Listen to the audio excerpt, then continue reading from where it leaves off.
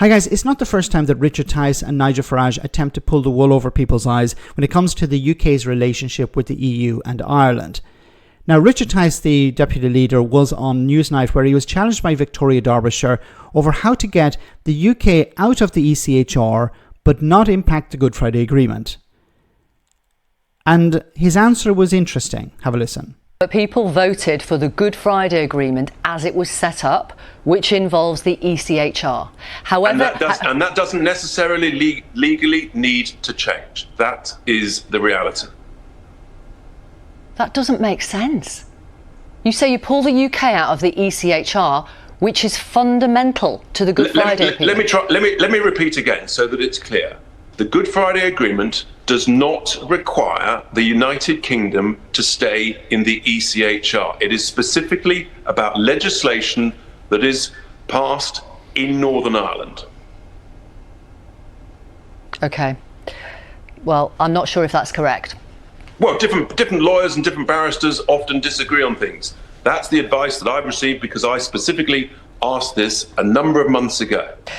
I would love to know who these lawyers are. We could have a chat with them to get their opinion. The only way this would work, because what he's trying to suggest is, look, we can pull the UK out of the ECHR, but it won't impact the Good Friday Agreement.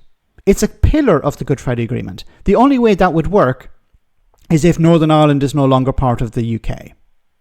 So when he says the UK, I presume he's only talking about Great Britain, not Great Britain and Northern Ireland. Because that's the only way it would work, because the Good Friday Agreement, a pillar of it is the ECHR, that protections to people's rights exist within the Good Friday Agreement. And you can't renegotiate it in the sense that you'd have to bring all the parties together, you'd have to convince the Irish government to be on board with this in order to achieve what?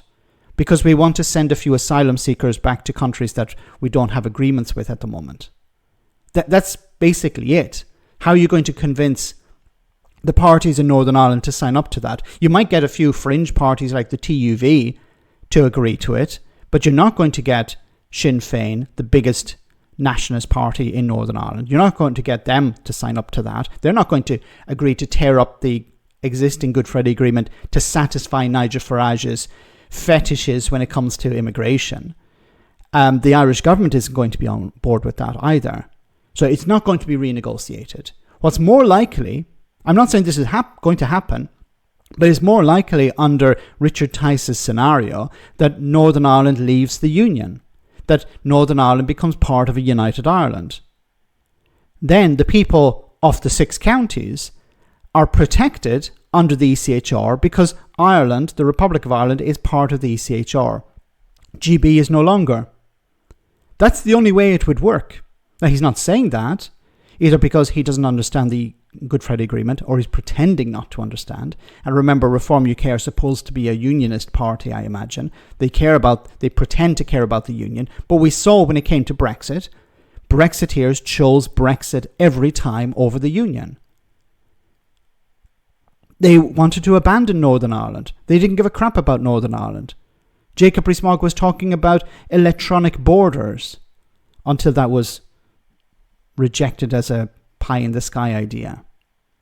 So I think what they're trying to suggest is don't worry, we can negotiate with the EU, Ireland, with the political parties in Northern Ireland to get Northern Ireland out of the ECHR. But that's not really the plan. The plan obviously would be, if there is a plan, the plan would be to jettison Northern Ireland.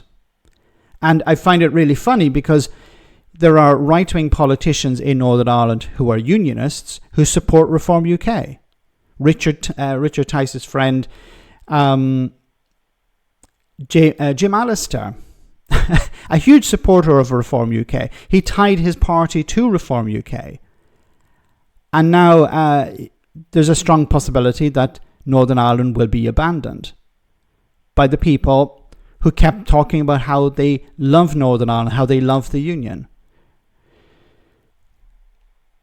I don't think this is going to happen in the short or medium term, but it's possible that if Nigel Farage becomes Prime Minister and he truly believes in getting the UK out of the ECHR, when it comes to Northern Ireland will be given an option.